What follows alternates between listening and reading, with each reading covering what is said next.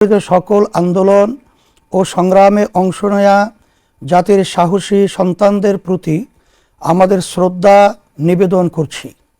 বিশেষ করে শাপলা ও ২৪-এর গণ অভ্যুত্থানের সকল আহত নিহত বীরদের প্রতি আমাদের আন্তরিক শ্রদ্ধা ও ভালোবাসা অর্পণ করছি। ইসলামী আন্দোলন বাংলাদেশ ১৯৮৭ সালে দেশের সর্বধারা শীর্ষ উলামায়ে কেরাম, বুদ্ধিজীবী, শিক্ষাবিদ ও রাজনৈতিক নেতৃবৃন্দর সমন্বয়ে গঠিত একটি প্ল্যাটফর্ম। প্রতিষ্ঠার পর থেকে সকল রাজনৈতিক আন্দোলনে আমরা ছিলাম সম্মুখ সারির দল। দেশ, জাতি ও মানবতার স্বার্থে আমাদের সরব পথচারণায় মুখর ছিল রাজপথ। সর্বশেষ জুলাই গণ অভ্যুত্থানে একমাত্র রাজনৈতিক দল হিসাবে ইসলামী আন্দোলন বাংলাদেশ স্বনামে প্রকাশ্যে রাজপথে লড়াই করেছে।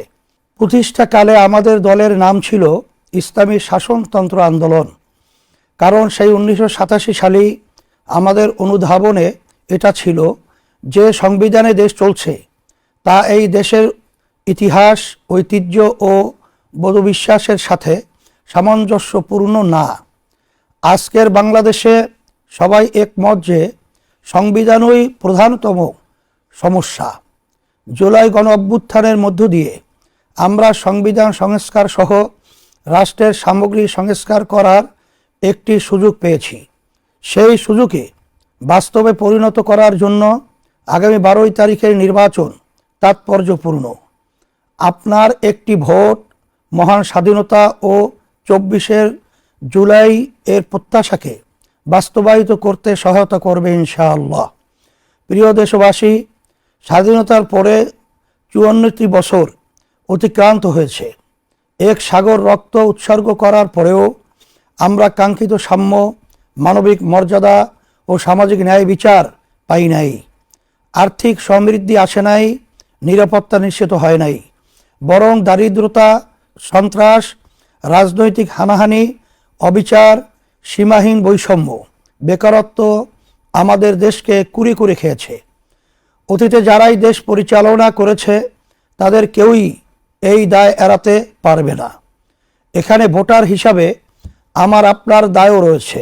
ভুল নীতি ও নেতাকে ভোট দেওয়ার মাধ্যমে এর দায় আমাদের উপরেও বর্তায়।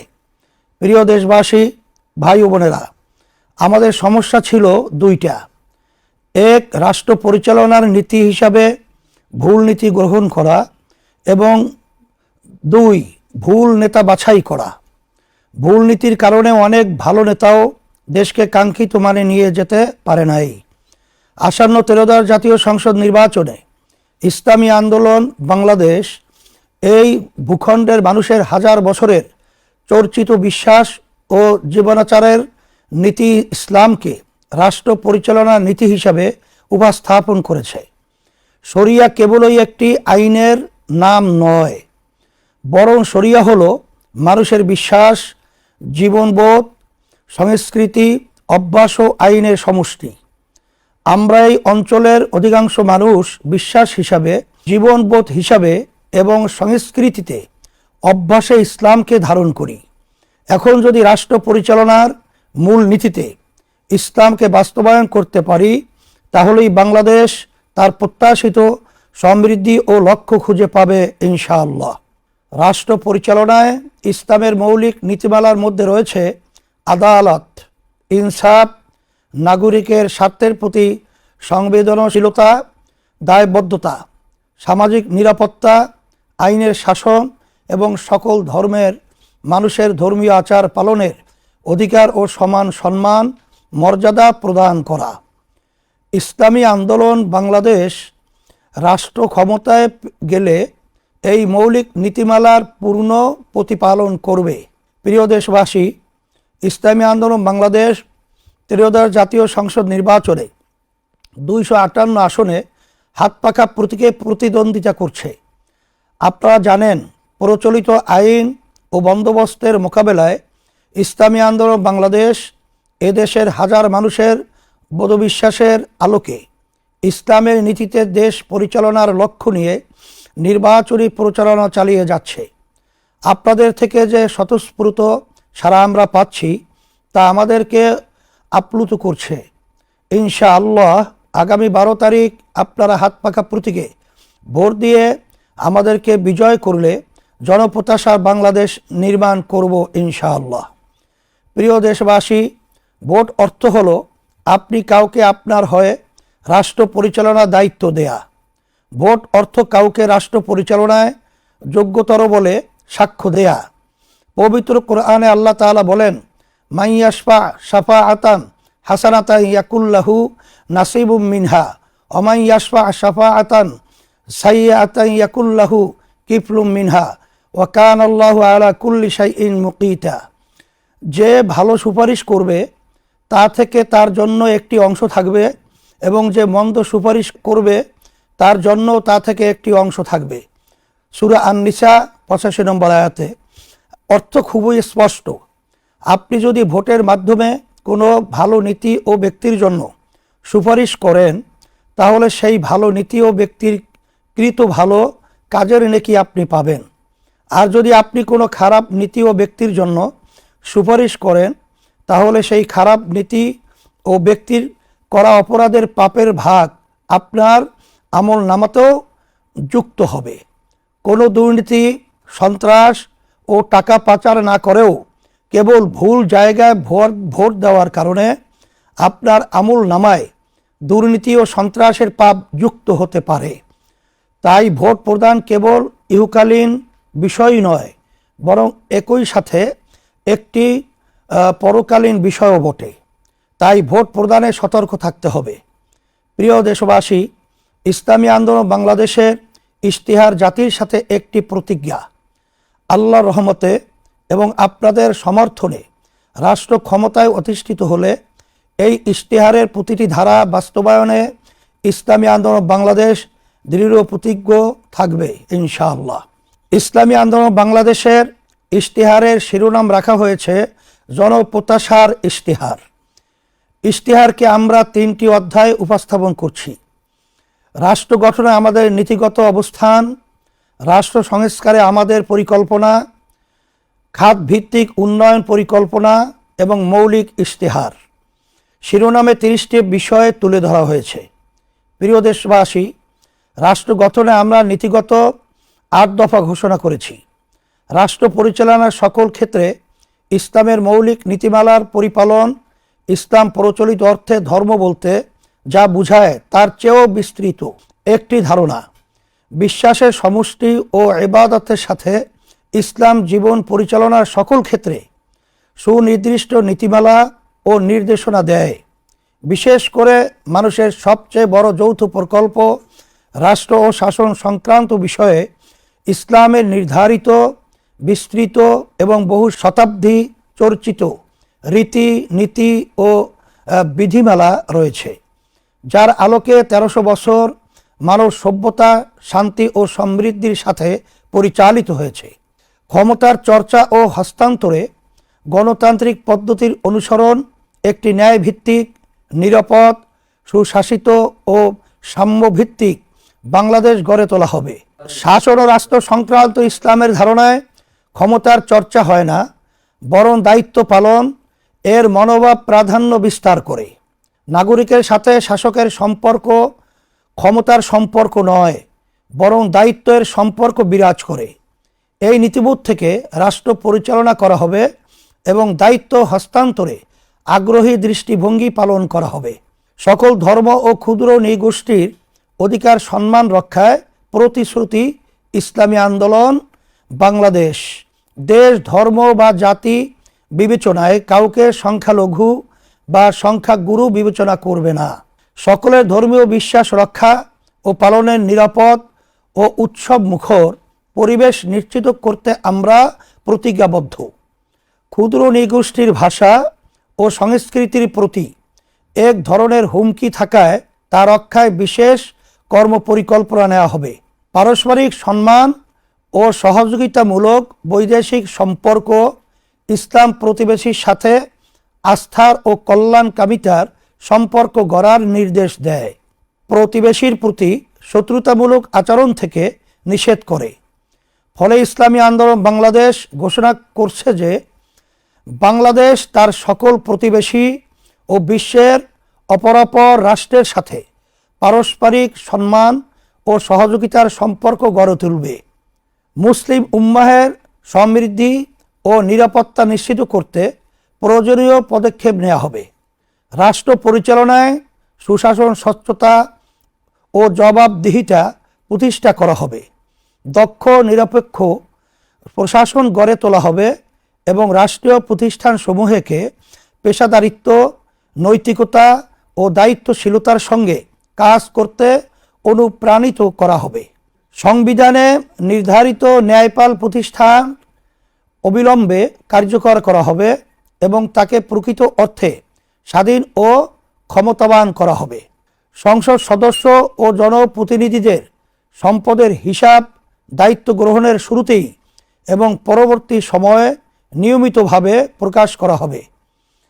ক্ষেত্র বিশেষে জাতীয় রাজস্ব বোর্ড ও দুদক এর সঠিকতা যাচাই করবে।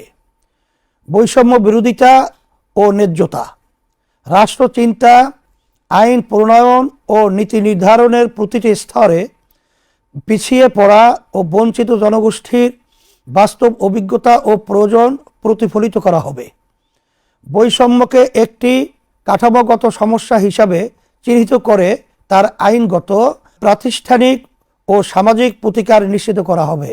একটি কার্যকর বৈষম্য বিরোধী আইন প্রণয়ন ও বাস্তবায়ন করা হবে।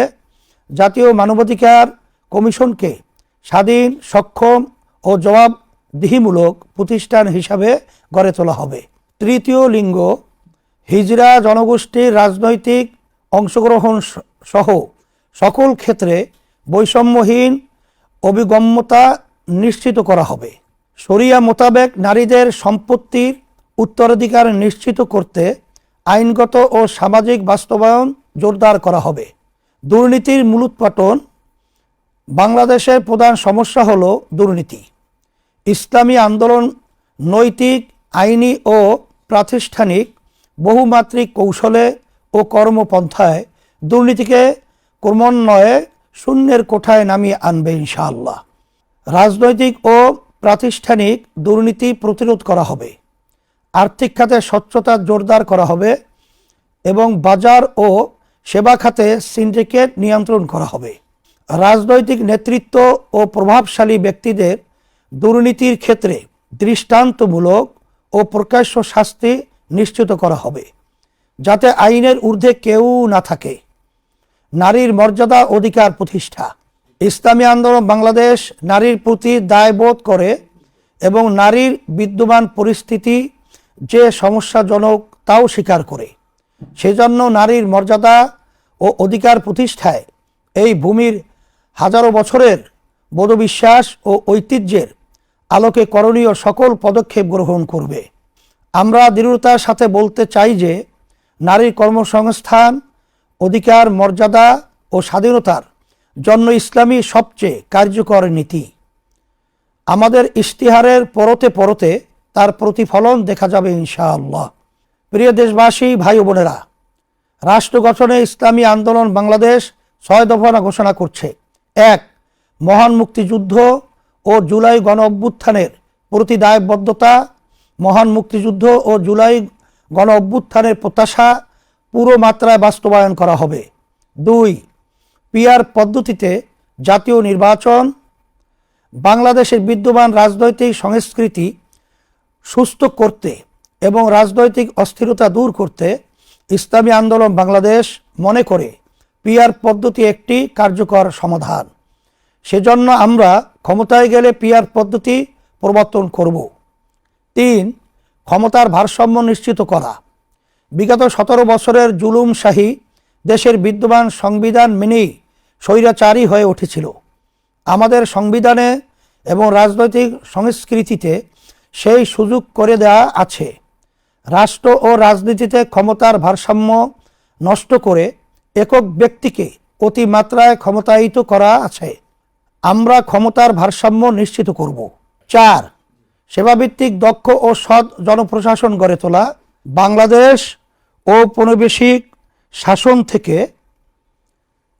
দুইবার স্বাধীনতা অর্জন করেছে, কিন্তু তিক্ত বাস্তবতা হলো আমাদের জনপ্রশাসন এখনও ব্রিটিশ আইন, আচার প্রথা ও রীতিনীতিতে পরিচালিত হয়। আমরা এর আমূল পরিবর্তন আনব।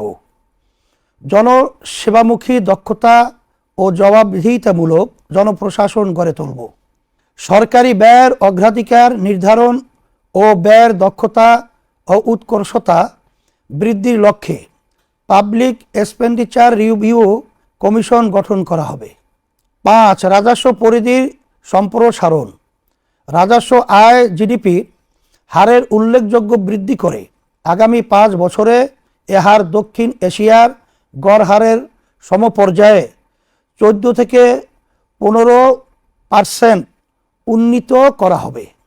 এনবিআরের যেসব সংস্কার কার্যক্রম গৃহীত হয়েছে সেগুলির বাস্তবায়ন করা হবে। 6. স্বনির্ভর শক্তিশালী ও বহুমাত্রিক ডিফেন্স সিস্টেম গড়ে তোলা। বাংলাদেশ একটি স্বাধীন দেশ। বর্তমান বিশ্ব ব্যবস্থায় স্বাধীনতা টিকিয়ে রাখা দুষ্কর। মতাদর্শগত ভিন্নতার কারণে অন্য দেশের সার্বভৌমত্ব লঙ্ঘন করার ঘটনা খুবই সাধারণ ঘটনায় পরিণত হয়েছে। সেজন্য আমরা স্বনির্ভর ও শক্তিশালী প্রতিরক্ষা ব্যবস্থা গড়ে তুলব। আকাশ, নৌ ও স্থল বাহিনীর সক্ষমতা বিশ্বমানের করে তুলব ইনশাআল্লাহ। প্রিয় দেশবাসী, ইশতেহারের মৌলিক অংশগুলো একত্রে আপনাদের সামনে তুলে ধরছি। 1. দেশের স্থায়ী শান্তি ও মানবতার সার্বিক মুক্তির লক্ষ্যে রাজনীতিতে গুণগত পরিবর্তন। 2. দুর্নীতি, দুঃশাসন, সন্ত্রাস, চাঁদাবাজি, দখলবাজি, মাদকমুক্ত কল্যাণ রাষ্ট্র প্রতিষ্ঠা। 3. সাম্য, মানবিক মর্যাদা, সুশাসন ও ন্যায় বিচার প্রতিষ্ঠা। 4. রাষ্ট্র পরিচালনায় রাষ্ট্র পরিচালনায় সর্বত্র শরিয়ার প্রাধান্য। 5. কৃষি ও শিল্প বিপ্লব ঘটিয়ে বেকার ও দারিদ্র্যমুক্ত এবং অর্থনৈতিক সমৃদ্ধশালী দেশ গঠন। 6. নৈতিকতা সমৃদ্ধ কর্মমুখী বিজ্ঞান ভিত্তিক শিক্ষা ব্যবস্থা। 7. সার্বজনীন কর্মসংস্থান।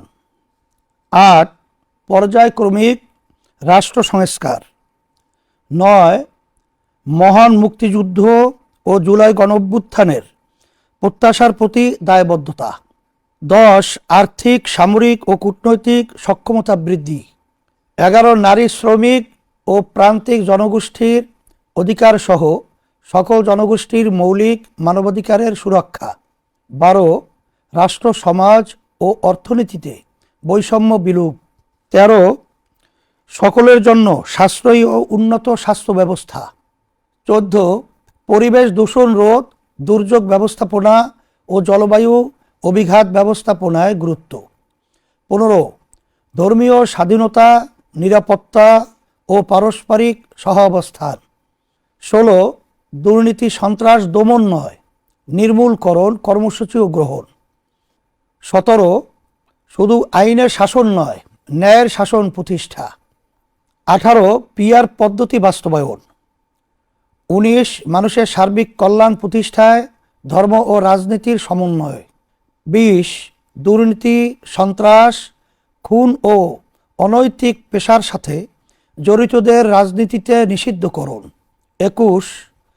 খুন, গুম, মিথ্যা, গায়েবী মামলা, জুলুম, নির্যাতন ও দুঃশাসনের বিলোপ। 22. জনগণের বাক স্বাধীনতা এবং গণমাধ্যমের নিরাপত্তা ও স্বাধীনতা নিশ্চিত করা। 23. নারীদের শুধু সম অধিকার নয়, অগ্রাধিকার প্রতিষ্ঠা করা। 24. শিল্প উদ্যোক্তাদের ঋণ প্রদান, গ্যাস, বিদ্যুৎ, পানি, সুয়ারেজ, আমদানি রপ্তানি কার্যক্রমে ওয়ান স্টপ সার্ভিস কর্মসূচি গ্রহণ। 25. সকল শিক্ষা প্রতিষ্ঠানকে জাতীয়করণ। 26. মৎস্য ও প্রাণী সম্পদ খাতে বিদ্যমান সমস্যা দূর করে এই খাতে বাংলাদেশকে স্বয়ংসম্পূর্ণ ও বৈশ্বিক মানে উন্নীত করা। 27. সড়ককে নিরাপদ করার জন্য প্রয়োজনীয় সকল ব্যবস্থা গ্রহণ। 28. বাংলাদেশকে 15 বছরের মধ্যে উন্নত ও কল্যাণ রাষ্ট্রে পরিণত করা। 29 শ্রমের মর্যাদা ও শ্রমিকের ন্যায্য অধিকার প্রতিষ্ঠা। 30 সরকারি চাকরিজীবীদের জাতীয় পে স্কেল যুগোপযোগী এবং সর্বোচ্চ সম্মানজনক করা হবে। 12 দফা বিশেষ কর্মসূচি। 1 প্রতি মাসে 5,000 টাকা হতদরিদ্র ও ঝুঁকিপূর্ণ জনগোষ্ঠীর জন্য নগদ সহায়তা। 2 প্রাথমিক স্তরের সকল শিক্ষার্থীর জন্য প্রতিদিন একবেলা করে পুষ্টিকর খাবার। 3 18 থেকে 24 বছরের যুবদের জন্য সুদমুক্ত জামানতবিহীন এককালীন ঋণের ব্যবস্থা করা। 4 সার্বজনীন স্বাস্থ্য সুরক্ষা কর্মসূচি বা স্বাস্থ্য কার্ড, ভর্তুকি মূল্যে কৃষি উপকরণ দেয়া ও বিভিন্ন সেবা সহজে পৌঁছাতে কৃষিকার্ড চালু করা। 5 ন্যাশনাল জব পোর্টাল, যেখানে সব পেশার চাকরি প্রার্থীদের জন্য দেশে ও বিদেশে চাকরি খোঁজা, পরামর্শ প্রদান ও প্রশিক্ষণ গ্রহণের সুবিধা থাকবে। 6 কর্মজীবী মায়েদের জন্য প্রয়োজনীয় সংখ্যক দিবযত্ন কেন্দ্র গড়ে তোলা। 7 ঢাকাসহ সকল নগরে সরকার নিয়ন্ত্রিত ও ফ্র্যাঞ্চাইজ ভিত্তিক বাস ব্যবস্থাপনা। 8 সেবাকেন্দ্রিক কর ব্যবস্থা। 9 সকলের জন্য নির্বিঘ্ন নাগরিক সেবা। 10 নারী পোশাক কর্মীদের জন্য আবাসন ব্যবস্থা। 11 দ্রব্যমূল্য নিয়ন্ত্রণে রাখতে অবৈধ সিন্ডিকেট ভেঙে দেয়া হবে। 12 কওমি সনদের স্বীকৃতির পূর্ণ বাস্তবায়ন ও রাষ্ট্রীয় পদে ওলামায়ে কেরামের পদায়ন। প্রিয় দেশবাসী, জুলাই গণ অভ্যুত্থানের পরে দেশ থেকে স্বৈরতন্ত্রের স্থায়ী বিলোপ নিশ্চিত করতে আমরা সংস্কার কমিশনে জোর প্রচেষ্টা চালিয়েছি। আমাদের প্রত্যাশা পূর্ণ মাত্রায় প্রতিফলিত না হলেও জুলাই সনদ সংস্কারের পথে একটি বড় অগ্রগতি। জুলাই সনদ কোনো দলের বিপক্ষে না, তাই আগামী 12 তারিখে জুলাই সনদের পক্ষে হা ভোট প্রদান করুন। আপনার হা ভোট সংস্কারের কাঙ্ক্ষিত যাত্রাকে অনেক দূর এগিয়ে নিয়ে যাবে ইনশাআল্লাহ। প্রিয় তারুণ্য, তোমরা এবার প্রথম ভোট দিতে যাচ্ছ। তোমাদের প্রথম ভোট দেশ, জাতি ও মানবতার জন্য পরিবর্তনের পক্ষে হোক। তোমাদের প্রথম ভোট নয়া বন্দোবস্ত ইসলামের পক্ষে হাত পাকা প্রতীকী হোক। আমি তোমাদেরকে কথা দিচ্ছি, ইসলামী আন্দোলন বাংলাদেশ তোমাদের ভোট নিয়ে নিজেদের আখের গোছাবে না, বরং তোমাদের জন্য উন্নত বিজ্ঞানভিত্তিক নৈতিক শিক্ষার ব্যবস্থা করব। তোমাদের জন্য কর্মসংস্থানের ব্যবস্থা করব এবং বেকারত্ব দূর করব। তোমাদেরকে সাথে নিয়ে শান্তি ও সমৃদ্ধ দেশ গঠন করব। প্রশাসনে কর্মরত প্রিয় সদস্যবৃন্দ, মনে রাখতে হবে আপনারা রাষ্ট্রের সেবায় নিয়োজিত। তাই সব ধরনের রাগ বিরাগ, প্রলোভন এ ভীতির ঊর্ধ্বে ওঠে কেবলই রাষ্ট্রের ও জনগণের স্বার্থে কাজ করুন। মানুষের বহুদিনের আরাধ্য ভোটাধিকার নিশ্চিত করতে আপনাদের ভূমিকা খুবই তাৎপর্যপূর্ণ। গোটা জাতি আপনাদের প্রতি প্রত্যাশা নিয়ে তাকিয়ে আছে। প্রিয় দেশবাসী, আমি আবারও আপনাদের প্রতি আহ্বান করছি যে 12 ফেব্রুয়ারি 2026 ইংরেজি তারিখে দলে দলে ভোট কেন্দ্রে আসুন। মনে রাখবেন, একটি ভোটে কেহ ধনীও হয় না, আবার গরিবও হয় না, কিন্তু একটি ভোটে দেশ ও আপনার ভাগ্য নির্মিত হয়। তাই দীর্ঘদিনের পরীক্ষিত সৎ, যোগ্য ও আল্লাহভীরু মানুষের প্রতীক, হাতপাকা প্রতীকে ভোট দিন। কথা দিচ্ছি, বাংলাদেশের মানুষের বহুদিনের আরাধ্য সমৃদ্ধি, শান্তি ও মুক্তি আসবে ইনশাআল্লাহ। আজকের মতো